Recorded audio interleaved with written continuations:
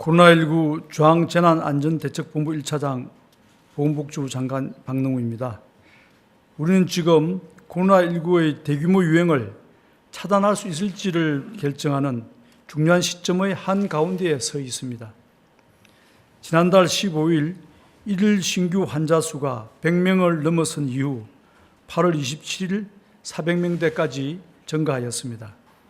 하지만 우리 모두의 노력으로 당초 우려했던 급격한 대규모 유행으로의 진행은 억제되었고 확진자 수도 점차 감소하는 추세를 보이고 있습니다. 이는 국민 여러분께서 방역의 주체로서 사회적 거리두기에 적극적으로 동참해 주신 효과가 나타나고 있는 것입니다. 방역 당국자로서 심심한 감사의 말씀을 드립니다. 실제로 지난 주말의 휴대폰 이동량을 보면 수도권은 사회적 거리두기 시행 직전에 비해 약 25% 감소한 것으로 나타났습니다. 자칫 대규모 유행으로 확산될 수 있는 위험한 순간이었으나 국민들의 힘과 노력으로 이러한 위기를 넘길 수 있었던 것입니다. 다시 한번 우리 국민의 저력을 확인한 것이며 우리는 분명히 코로나19를 슬기롭게 극복할 수 있을 것이라고 확신하게 되는 결과입니다. 하지만 아직 안심하기는 이릅니다. 수도권의 신규 환자 수는 여전히 20여일째 세 자릿수를 기록하고 있고 수도권 외 지역에서도 확산이 지속되고 있습니다. 감염 양상에 있어서도 음식점, 카페, 실내 체육시설, 소모임 등 일상생활과 밀접한 곳곳에서 집단 감염이 연쇄적으로 발생하고 있습니다. 최근 2주간 발생한 환자들 가운데 감염 경로를 확인하지 못한 비율도 20%를 넘어 방역망의 통제력이 약해져 있는 상황입니다. 치명률이 높은 중증 환자 수도 계속 증가하고 있어 우리 의료 시스템이 효과적으로 대응하는 데 어려움이 커지고 있습니다. 국민 여러분, 지금은 사회적 거리두기의 노력이 조금 더 필요한 시점입니다. 전국에 대한 사회적 거리두기 2단계 조치와 수도권에 대한 강화된 2단계 조치는 오는 주말 9월 6일에 종료될 예정이었습니다. 그러나 우리 방역망의 통제력을 회복하고 의료체계의 치료 여력을 확보하기 위해서는 신규 환자 수가 뚜렷하게 감소할 때까지는 거리두기 조치를 연장할 필요성이 있습니다. 일상의 불편과 경제적 피해를 감수하고 사회적 거리두기를 시작한 만큼 이번 기회에 확실한 방역 성과를 만들어내야 합니다. 이에 정부는 전국에 대한 2단계 거리두기 조치를 2주간, 수도권에 대한 강화된 2단계 조치는 1주간 각각 연장하기로 결정하였습니다.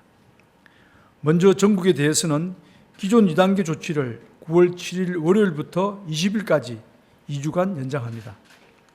이에 따라 실내 50인, 실외 100인 이상의 집합금지, 클럽 등 고위험시설 12종과 학교 밀집도 완화 등과 같은 기존 조치는 2주간 더 유지됩니다.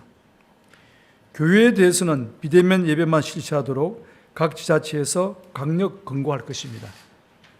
수도권에 대해서는 기존 강화된 2단계 조치를 1주간 연장하되 일부 조치를 더욱 강화하기로 하였습니다.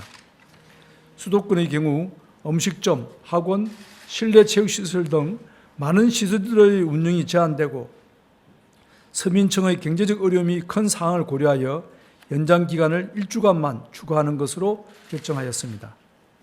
일반 음식점 등은 야간 시간대에, 프랜차이즈 카페는 모든 시간대에 포장과 배달만 허용하는 등의 기존의 조치는 계속 유지됩니다. 이에 더해서 포장과 배달만 허용하는 카페의 범위를 프랜차이즈형 제과 제빵점과 아이스크림점까지 확대합니다. 다수 사람들이 장시간 밀집한 특성이 카페와 유사하다는 의견을 반영한 결과입니다. 또한 학원과 유사한 형태로 교육이 이루어지는 직업훈련기관에 대해서도 추가로 집합금지 조치를 하며 비대면 수업만 허용합니다. 수도권 유치원과 초중고등학교의 원격 수업 전환도 연장하여 시행하며 이는 교육부가 별도로 발표할 예정입니다. 자세한 내용은 보도자료를 참고하여 주시기 바랍니다. 이러한 조치는 9월 7일 월요일 0시부터 적용되어 전국의 거리두기 2단계 조치는 9월 20일까지, 수도권의 강화된 2단계 조치는 9월 13일까지 이어집니다. 이 기간 동안 우리 방역과 의료체계가 감당 가능한 수준으로 환자 발생의 감소가 이루어진다면 이후에는 단계를 하향 조정할 계획입니다. 다만 전국 2단계 연장 조치는 지자체별 판단에 따라 그 기간이 조정될 수 있음을 말씀드립니다. 현재의 강도 높은 거리두기 조치가 국민 여러분의 일상과 생업에 미치는 영향이 크고 많은 어려움이 있다는 것을 잘 알고 있습니다. 특히 수많은 영세 자영업자분들의 부담이 상당할 것이기에 죄송하다는 말씀을 드립니다.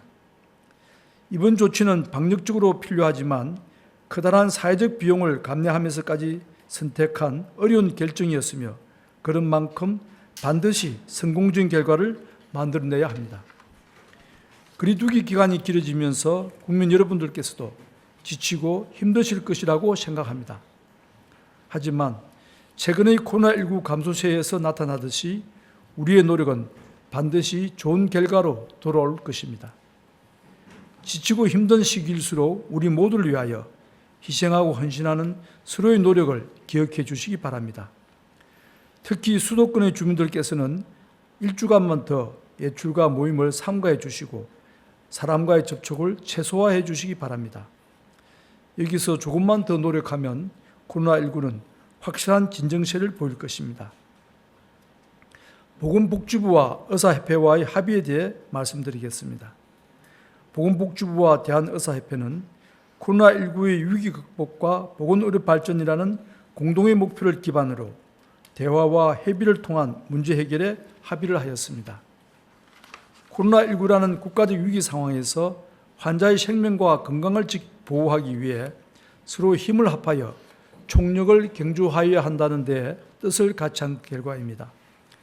그동안 국민 여러분께 걱정과 불편을 끼쳐드려 진심으로 송구스럽습니다.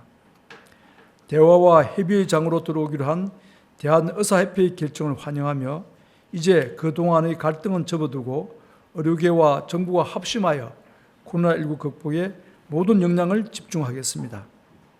대한의사협회는 집단 행동을 중단하고 진료 현장에 복귀하는 데에 합의하였습니다. 전공의, 전임의 등도 조속히 진료 현장으로 복귀하여 최선을 다해 의료인의 사명을 다해 주실 것을 당부드립니다. 또한 의사 국가시험 응시를 취소했던 의대생들도 시험을 재접수하고 시험에 응시하여 주시기 바랍니다.